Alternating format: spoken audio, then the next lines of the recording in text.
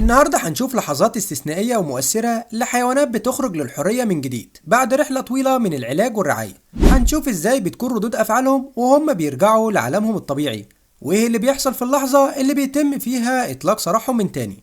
أنا محمود المغربي. لو عجبك الفيديو ما تنساش تدعمنا بلايك واشتراك في القناة. صلى على الحبيب ويلا بينا نبدأ الفيديو. تخيل كده كائن ضخم عنده القدرة يهز عربية وزنها 2 طن زي اللي قدامنا دلوقتي. النهاردة هنشوف مع بعض لحظة إطلاق سراح ذكر وحيد القرن اللي تم رعايته بعناية لحد ما كبر ووصل لسن البلوغ. في اللحظة دي الناس دول قرروا يطلقوا سراحه للبرية علشان يبدأ حياة جديدة. الدب معروف دايما انه من اكتر الحيوانات المتوحشة في عالم البرية. دلوقتي حاليا هيتم اطلاق سراح الدب البري بعد ما تم علاجه ورجوعه لمكانه الطبيعي. شوفوا هنا رد فعله هيكون عامل ازاي.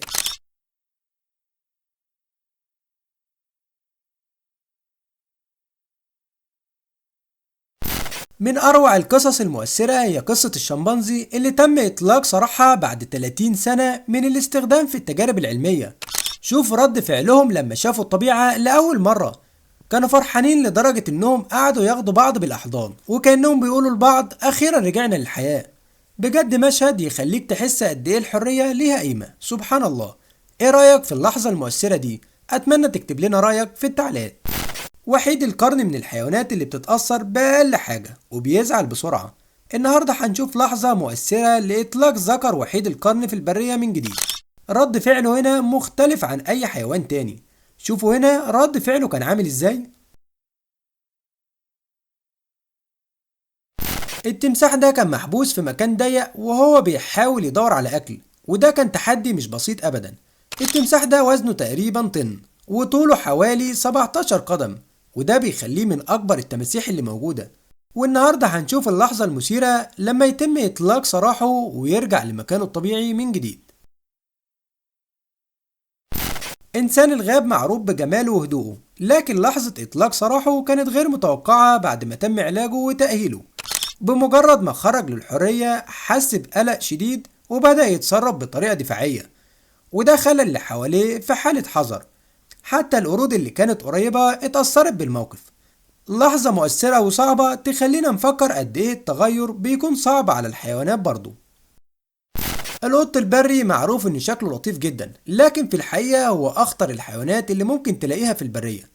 والنهاردة هنشوف مع بعض لحظة اطلاق سراح القط البري بعد ما تم العثور عليه داخل احد الفخاخ. الشخص ده قدر يساعده بطريقة ذكية جدا، والحمد لله قدر يطلق سراحه مرة تانية بعد ما مر الموقف بسلام. مجموعة من الدببة الصغيرة تم العثور عليهم لوحدهم من غير أمهم، والناس دول قرروا ياخدوهم ويربوهم بحب واهتمام من أول يوم لحد ما كبروا. وأخيرا جه وقت لحظة إطلاق سراحهم بترجعهم لحياتهم الطبيعية اللي بيحبوها. شوفوا الفرحة اللي في عينيهم وكأنهم بيقولوا أخيرا رجعنا بيتنا. اللحظة دي مؤثرة بجد وتخليك تحس إن هما بيبدأوا حياة جديدة.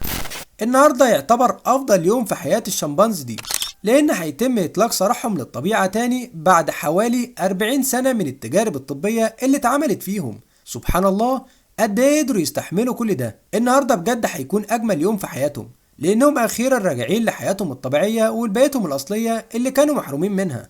قد إيه جميل إنك تشوف حيوان بيتحرر وفرحان بالشكل ده.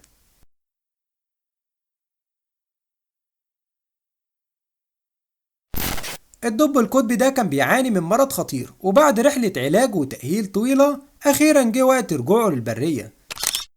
بس بما إن الدب من أخطر الحيوانات في العالم، الفريق قرر ينقله بطريقة استثنائية عن طريق طائرة هليكوبتر، ودي تعتبر أفضل وسيلة تضمن رجوعه بأمان لبيئته الطبيعية. شوف هنا اللحظة الجميلة دي، لحظة إطلاق سراح 4 من أفراس النهر اللي تم إنقاذهم ونقلهم لمحمية للحياة البرية. قد ايه هما دلوقتي مش مصدقين ان هيتم اطلاق سراحهم مرة تانية. شوفوا فرحتهم وهم راجعين لموطنهم الاصلي. لحظة فعلا مؤثرة جدا.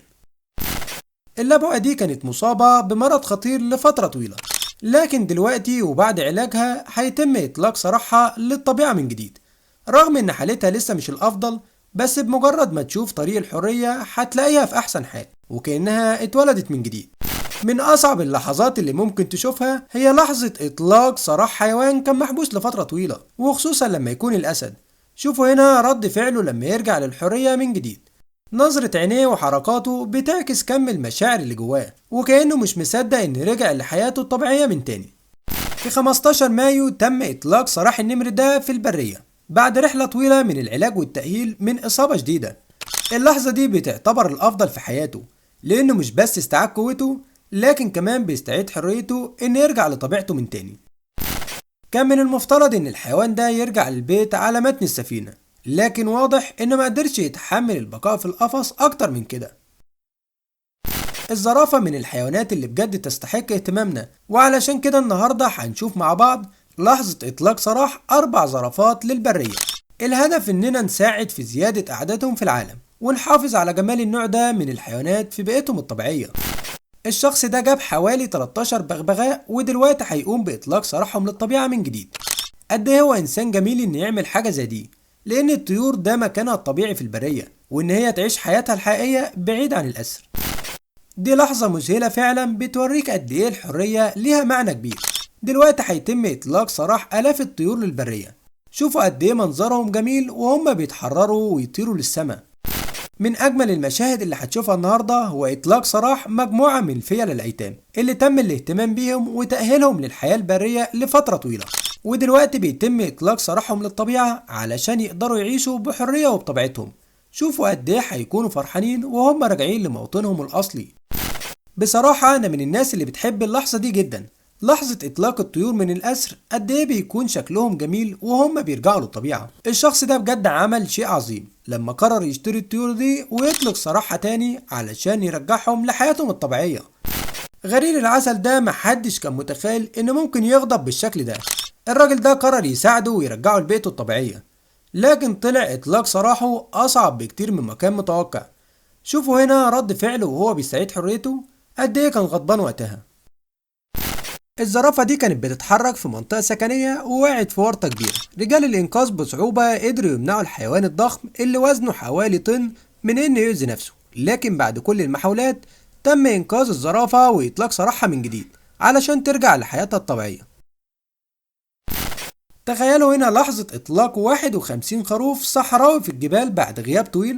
الهدف من إطلاقهم هنا هو إعادة الحياة لمنطقة كانت خالية تماما من الأغنام لسنين.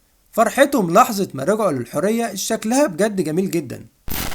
من غير مساعدة البشر السلاحف الضايعة دي واللي عددهم كان كبير جدا ما كانش ليهم فرصة يوصلوا للمية أبدا، لكن دلوقتي هم جاهزين لمواجهة المحيط بكل شجاعة.